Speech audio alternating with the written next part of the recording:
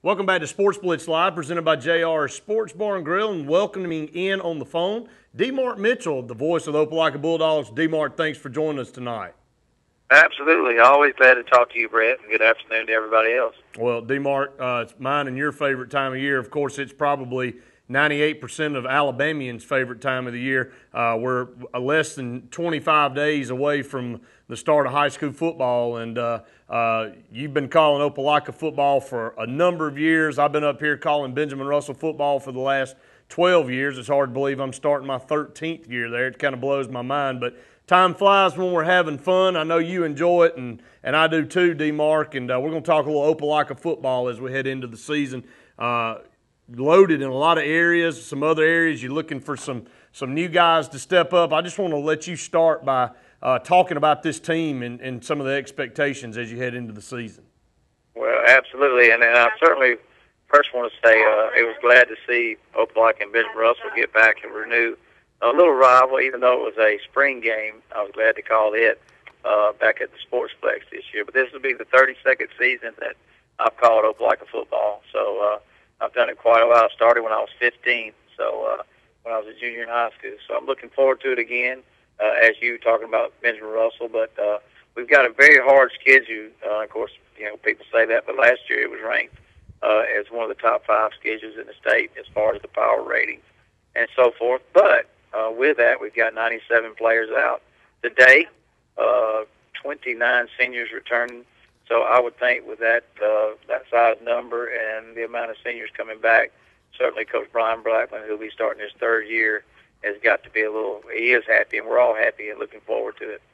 Well, D-Mark, let's talk about Coach Blackman for just a second. I mean, tough shoes to fill, filling Spence McCracken's shoes. Of course, Spence, a legend in this state at Robert E. Lee, and then he moves over to Opelika, and he had a stellar career record at Opelika. It's a lot of pressure on that young man, but he's done a tremendous job. And, again, anytime you follow a so-called legend, you've got your hands full. And I know we had you on our radio program last year, and, Opelika has had some tough times here, just as we have at Benjamin Russell as of late. But it seems like he's doing the right things and getting it turned around, D-Mark. Hurt some feelings that he didn't want to say that Coach Crack used to say that hurt their feelings. And but he's kind of moved through that. I was glad to see him name Brian Moore as his offensive coordinator, which I think is a big plus for Coach because, as you well know, a lot of coaches can do it and get by with it, but he needs to be in all 3 phases of the game. There's so many people that look at him and say, well, he's an offensive coordinator as a head coach. And now he's trying to define the role that I'm the head coach of the program. I've got a coordinator on both sides of the ball. I'm going to be involved in defense, offense, special teams, whatever it takes. I'm going to do it. And I think he's done that well. Now, as far as a person, you won't find a better individual, great family man, good Christian man, his moral values. I mean, I put him up against anybody. He's impeccable. And he's very, very classy and great to work with. So I think, having said that, I think in his 3rd year, he had his first 2-a-days this year since Coach McCracken was here. That's a sign that, hey, it wasn't Spence McCracken. And anybody that follows Opelika defense has been our great, side of the football for many years when McCracken was here. And Bill McManus headed that side up with McCracken. And he's now stepped down. He's still with us as a consultant, which means he'll be in the box on Friday. He will be with the coaches on Sunday, and he will practice with them on Wednesday during the practice time on the field. But he has promoted Eric Speakman, who has been at Opelika for about 13 years, as his defensive coordinator. So we're actually going into this year with a new offensive coordinator, a new defensive coordinator, and Tommy Jackson, one of our defensive line coaches, who played at Auburn, just resigned and took a spot with Auburn University and is going to go back to school to get his master's. So got a lot of staff changes, but I think all to the good. I hate to lose Tommy, but he wanted to do. It was his decision to leave, and he felt like it was in the best interest of him to take that position.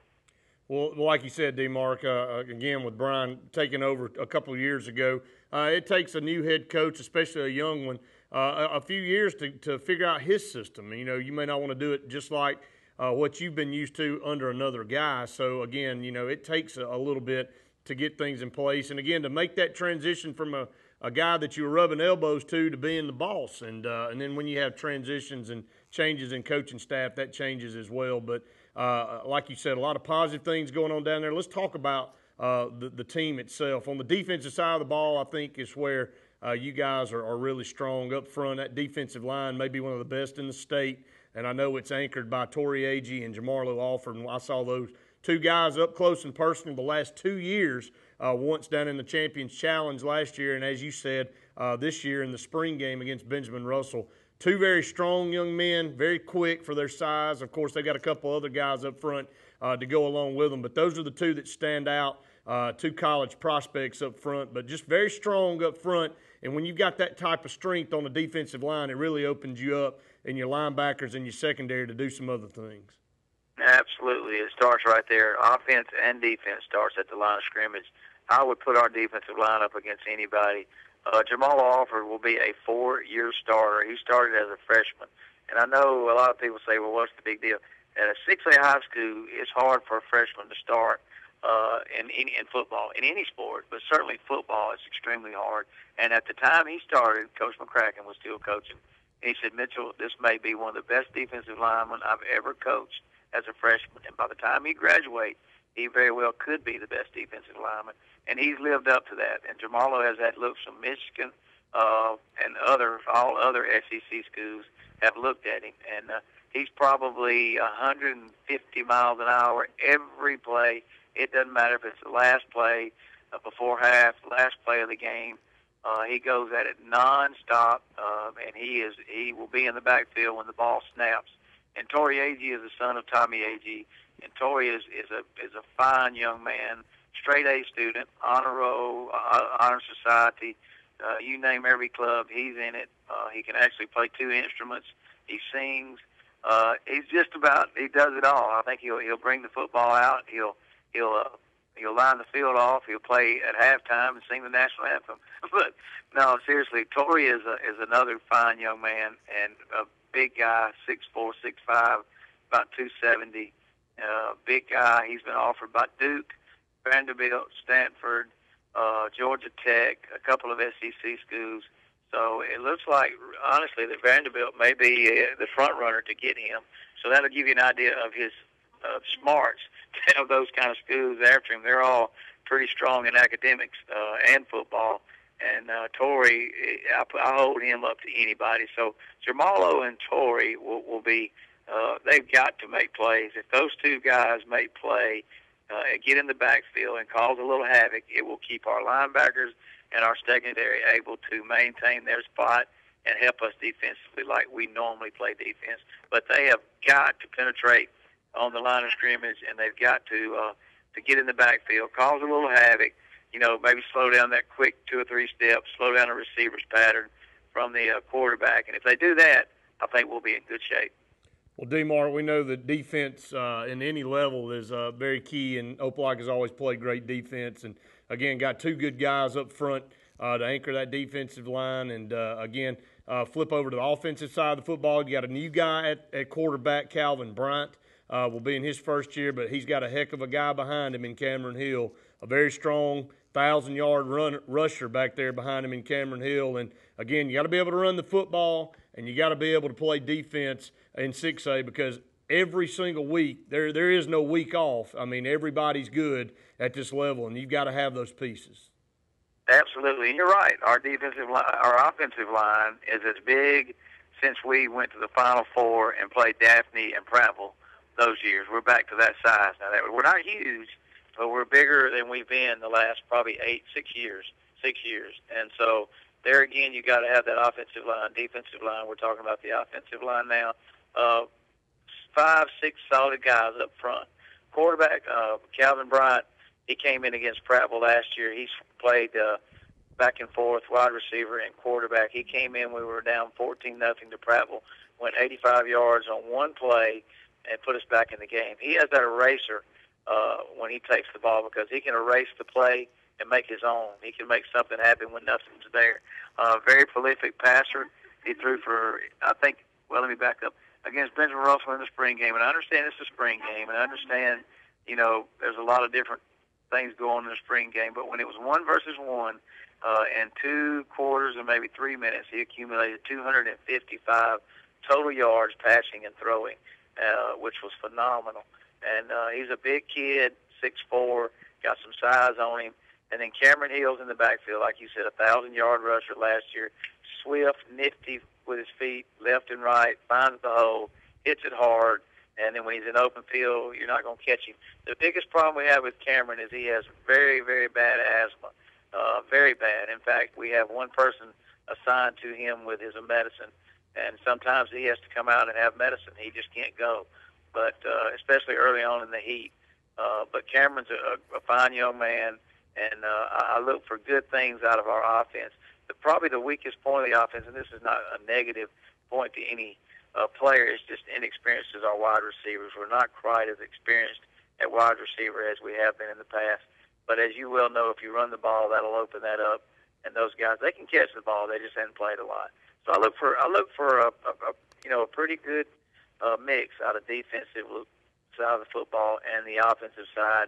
And as you know, and people know that really know football, you got to have an offensive line.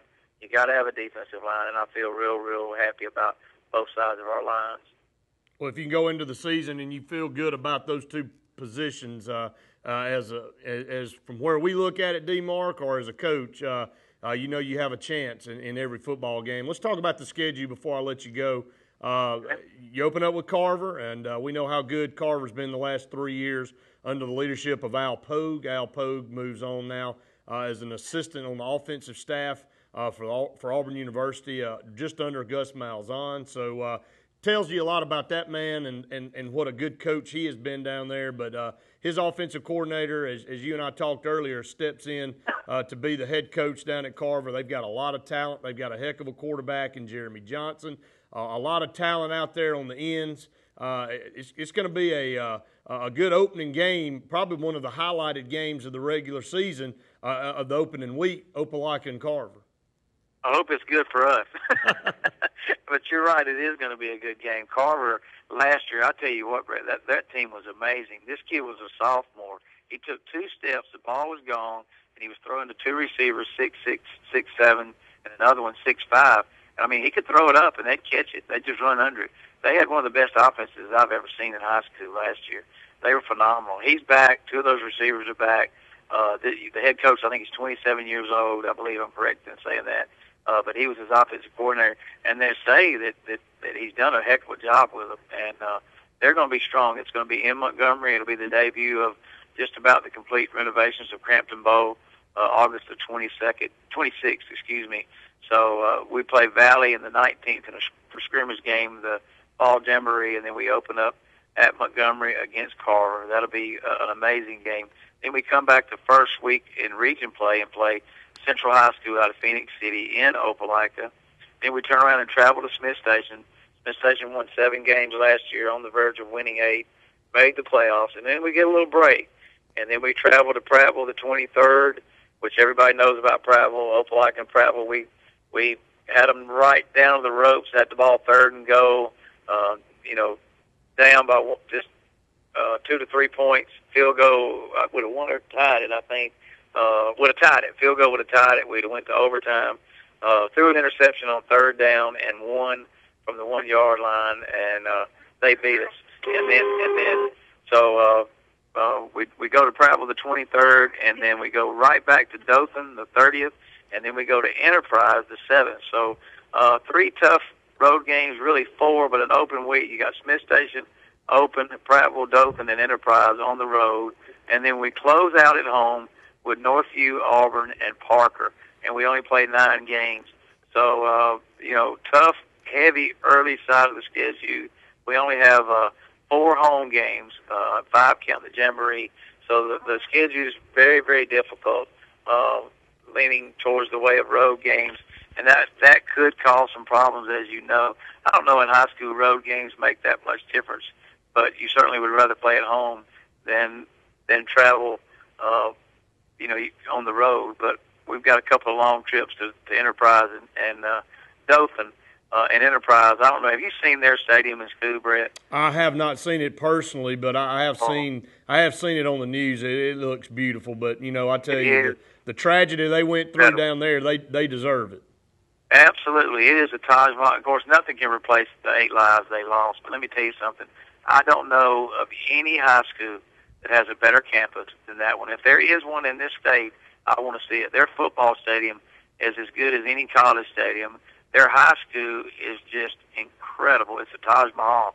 We had the state tournament and Dixie Boys down there a few weeks ago, and the meetings were in Enterprise at the high school. Our dinner was there. Our meetings were there, and it's amazing. It's gorgeous, absolutely gorgeous. 3 stories, and downstairs is a tornado shelter. Absolutely amazing. Double-deck stadium. It's beautiful. Absolutely beautiful. So I'm looking forward to go there. Yeah, absolutely. And again, again, nothing can replace those lives, but again, they in replacement or in honor of those that were lost due to that tornado. It seems like we've had some real tough luck here in the state of Alabama, tornado-wise, in the last 10 years. But the beautiful facility down there, both stadium and school. Well, D-Mark, I tell you what, as always, it's great to have you as part of the program. Look forward to talking to you as the season gets underway. I know you're excited about it. I'm ready to get it kicked off, and it looks like you guys have a tough schedule, but a manageable schedule. You all got a great football team down there, and we wish you nothing but the best. Well, I appreciate it, Brett. You're a class act. I enjoy working with you. I look forward to seeing you in T-Town. That's where I'm at right now. You were talking about tornado destruction. We just went by the massive area that was really just gone from the tornado. My daughter's moving in up here right now to go to school. So you're right. We've had some tough weather throughout the state. God bless all those that were affected by that. And I hope everybody that that was involved can get back on their feet again. And let me say this: you guys do a great job with the state, Super Six. Everything y'all do, and we were glad to play a small part in getting that into the Opelika Auburn area and here in Tuscaloosa. So I look forward to see you in the season, and thank you so much for having me on the show. I enjoy watching it. Always a pleasure, D-Mark. Thank you for the kind words. You're a class act as well, and a lot of people in this state, including myself, look up to you and what you've done for broadcasting. So thank you so much, D-Mark. Thank you, Brett. Thank you Have so a much. great day. All right, you too. Right. That's D. Mark Michell, the voice of the Opelika Bulldogs, and again, always a pleasure to have him as part of our program. We're going to take a break.